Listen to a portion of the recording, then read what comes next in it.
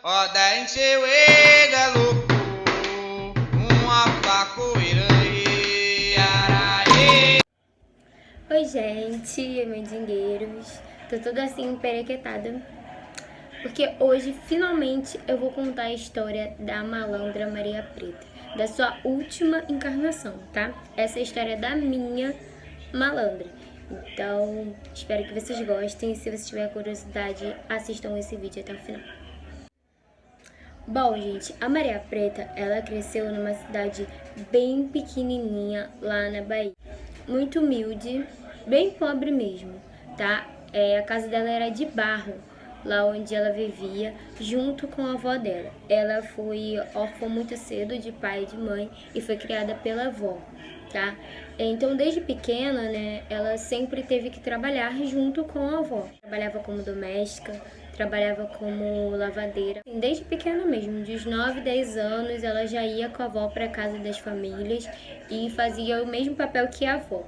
A avó era descendente de escravo, não teve acesso a estudo, nada disso, né, como eu falei, e ensinou muitas coisas para ela. Ela ensinou principalmente coisas relacionadas à fé, à humildade e à esperança. Esse era o único vínculo familiar que ela tinha. Conforme ela foi crescendo, trabalhando, né, junto com a avó foi ficando cada vez mais velha, não aguentou mais e partiu. A avó dela desencarnou. Ela ainda era menor de idade, então ela se viu um pouco perdida, porque ela não tinha ninguém. Então ela decidiu que ela ia mudar de cidade, porque ali ela sentia muita tristeza, ela lembrava muito da avó dela, né? Ela se afogou mesmo num poço de solidão. Foi juntando as economias dela e conseguiu ir para a capital. Lá ela teve novas experiências, trabalhava principalmente em pensões, cozinhando, conheceu muita gente, conheceu muitos amores, né? Foram os primeiros contatos que ela teve também com a capoeira. Finalmente decidiu vir para o Rio de Janeiro. Ela descreve que antes de chegar no Rio de Janeiro ela passou por algumas outras cidades, mas não se adaptou tanto, passou por muitas dificuldades. Aqui no Rio foi quando ela conseguiu se estabilizar. Por quê? Quando ela chegou aqui, ela conseguiu um emprego, principalmente na cidade do Rio de Janeiro, como doméstica.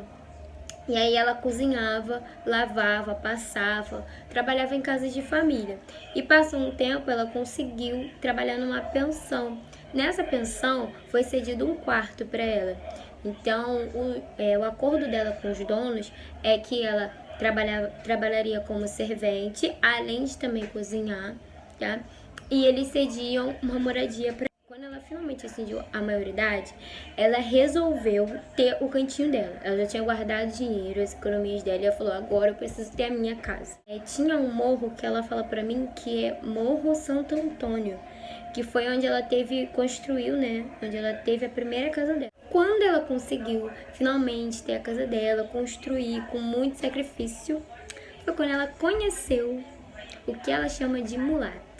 Ela conheceu esse mulato, eles se apaixonaram, mas eles não se envolveram afetivamente, eles não namoraram, eles não casaram, eles só se esbarravam, eles só se encontravam. Nas rodas de samba, se encontravam principalmente nas rodas de capoeira. Ela falava que eles também se encontravam nas ladeiras de terra. Eu creio que eram os becos. Foi passando um tempo, ela conseguiu comprar uma outra casa em um outro morro que era próximo ao centro da cidade. Foi nesse momento que ela se mudou, que ela resolveu viver a vida. Então ela se envolveu com muitas pessoas mesmo. Ela teve muitos relacionamentos. Ela trabalhava muito, mas quando ela não estava trabalhando, ela estava vivendo paixões. Só que o mulato tinha um negócio diferente. Por mais que eles se envolvessem com outras pessoas, eles se pertenciam. O rapaz sempre deixou claro que adorava ela, que tinha uma paixão louca por ela, mas que ele não conseguia ser só dela. E aí que começou. Ela estava cada dia sendo mais dele. Mas o que eles tinham, ela sabia que era especial, ela sabia que era diferente de todas. Passou um tempo, ela cada dia mais envolvida, ela cada dia mais gostando dele, ela cada dia mais querendo ele na vida dela. Até que um belo dia, ela estava voltando para casa pelas ladeiras de terra, como ela fala, e ela viu um mulato, que ela dizia que era dela, com outra mulher. Um sentimento de possessividade, aquele sentimento de ódio, aquele sentimento de raiva consumiu totalmente ela. Então ela foi para casa, ela respirou fundo e ela tentou domar aquele sentimento de fúria, porque ele sempre foi sincero, ele sempre falou que não, eu não sou só seu. Ela sabia disso, mas o coração dela não entendia. Então ela ficou com muita raiva, muita raiva, muita raiva e ficou cega de ódio. Era noite e que era lua crescente. E estava tendo roda lá no morro onde eles viviam. Quando chegou lá, eles se olharam, eles se divertiram, eles riram muito juntos, eles jogaram. Quando eles estavam indo embora, a Maria puxou uma faca do peito e o apunhalou pelas costas. E foi bem na ladeira de terra que ela descreve. E ela deu muitas facadas nele pelas costas. E ele não reagiu. Ele ficou olhando para ela e não conseguia entender. Chegou em casa, ela se embebedou muito. Ela descreve que ela bebeu muita cachaça. Foi cachaça mesmo. Ela se embebedou muito. Ela sofreu muito. Parou para pensar que ela não conseguiria viver sem ele.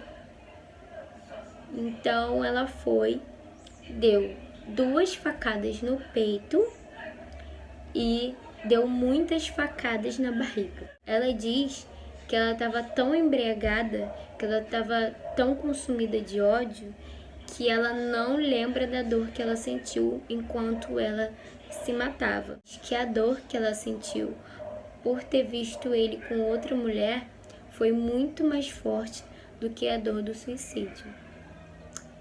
E foi assim que a Maria Preta desencarnou.